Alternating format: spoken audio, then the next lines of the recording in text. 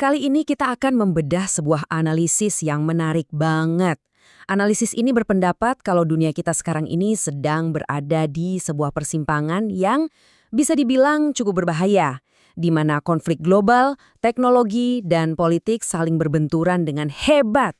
Oke, kita langsung masuk aja ya. Analisisnya dibuka dengan sebuah klaim yang, wah, dramatis banget.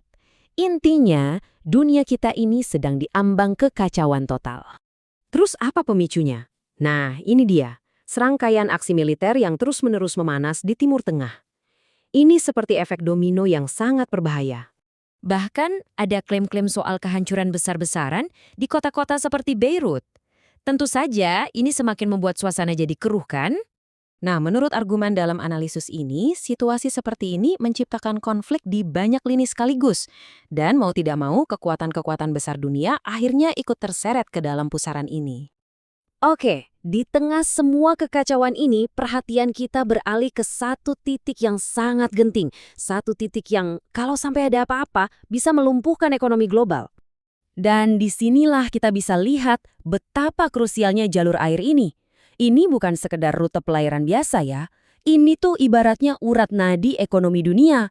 Pengaruhnya kemana-mana, mulai dari harga bensin yang kita isi sampai ketersediaan pangan di meja makan kita. Dan disinilah ceritanya jadi makin menarik. Katanya nih, negara-negara seperti Prancis dan Iran sedang merundingkan sebuah kerangka keamanan baru untuk selat ini. Dan yang paling bikin kaget, Amerika Serikat tidak diajak sama sekali.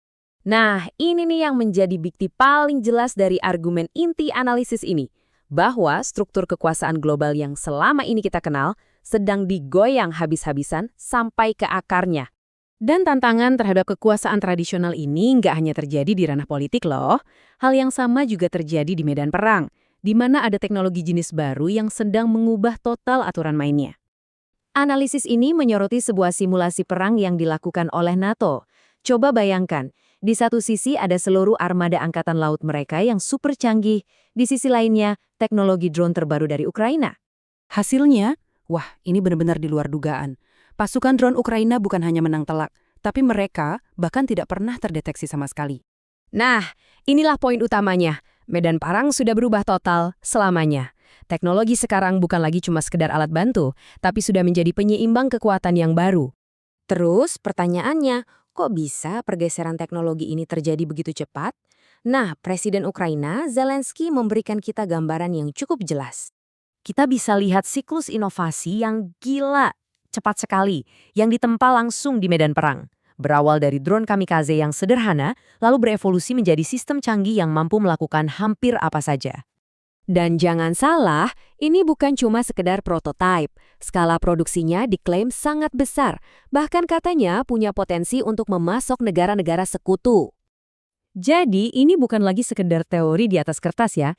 Ini adalah solusi nyata yang sudah terbukti di lapangan dengan potensi aplikasi yang bisa digunakan di seluruh dunia. Nah, terus apa yang terjadi kalau realitas militer yang baru ini berbenturan dengan lanskap politik global yang udah rapuh? Konsekuensinya ternyata sangat nyata dan ya cukup menyakitkan.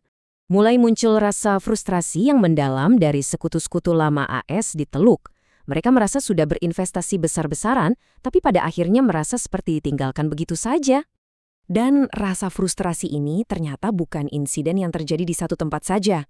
Ini adalah bagian dari runtuhnya citra AS secara besar-besaran di mata dunia. Pergeseran itu drastis sekali. Coba kita lihat. Hanya dalam waktu singkat, dukungan internasional terhadap Amerika Serikat seolah-olah menguap begitu saja. Oke, jadi kesimpulannya apa? Perpaduan tiga kekuatan ini, konflik regional, guncangan teknologi, dan aliansi yang mulai retak, semuanya sedang melahirkan sebuah tatanan dunia yang benar-benar baru.